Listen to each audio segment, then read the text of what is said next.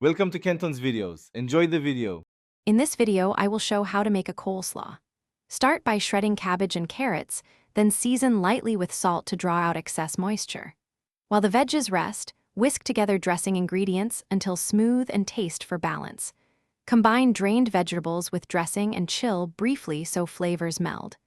Adjust seasoning before serving and enjoy a crisp, balanced coleslaw with sandwiches or as a side. For the best coleslaw texture, use a sharp knife or mandoline and remove the core from the cabbage. Shred carrots finely and toss with a pinch of salt, letting them sit about 10 minutes to soften and release water. Squeeze out excess moisture gently so the dressing clings better. This step prevents watery salad and keeps flavors concentrated, giving you a crisp, well-textured coleslaw every time without overworking the vegetables. If you're finding this helpful, please subscribe and like to support more recipes. Quick recommendation: life's too short for a stinky car, so grab Little Tree's black ice to keep your drive smelling great while you drive to grocery runs or picnics. I link it in the description along with other deals for easy shopping. Thanks for the support. Now let's get back to the video.